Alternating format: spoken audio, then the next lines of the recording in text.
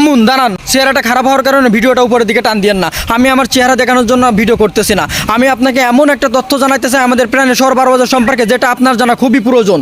বারোবাজার আজকে নতুন না, বহুদিন ধরে কালীগঞ্জের অর্থনীতির প্রাণকেন্দ্র, এটা অনেকেই জানে। তাহলে কি কারণে এখনো পৌরসভা হয়নি বারোবাজার? একটু ঠান্ডা মাথায় ভাবুন। আজ আমাদের চারপাশের অনেক ছোট ছোট এলাকা পৌরসভা হয়ে গেছে, কিন্তু বাস্তবতা হলো ব্যবসা, বাজার, মানুষের যাতায়াত, অর্থনৈতিক কার্যক্রম সব মিলিয়ে বারোবাজার বহু আগে একটি পূর্ণাঙ্গ পুরো শহরের যোগ্যতা অর্জন করেছে। প্রতিদিন হাজার হাজার মানুষ আসে।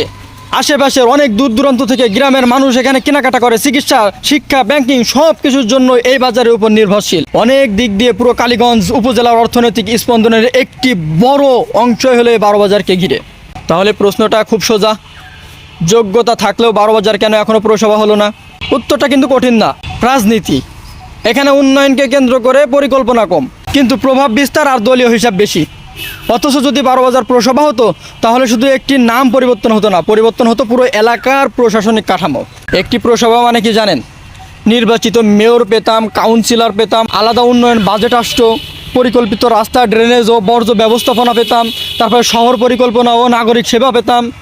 সবচেয়ে বড় কথা হলো মানুষের সমস্যাগুলো সমাধান করার জন্য একটি স্থানীয় শক্তিশালী প্রশাসনিক কাঠামো তৈরি হতো। রাজনীতি যদি সত্যিই মানুষের কল্যাণের জন্য হয়, এলাকার উন্নয়নের জন্য হয়, তাহলে বারোবাজারের মতো একটি প্রাণকেন্দ্রকে পৌরসভা করার দাবি নিয়ে সবাইকে একসাথে কথা বলতে হবে। সবাইকে একসাথে কথা বলা দরকার, কারণ এটি এলাকার উন্নয়ন, কোনো দল বা ব্যক্তির নয়, এটা পুরো জনগণের অধিকার। প্রশ্নটা এখন একটাই, আমরা কি শুধু সম্ভাবনার কথা বলেই যাব, নাকি বারোবাজারকে তার প্রাপ্য মর্যাদা এনে দিতে একসাথে দাঁড়াবো?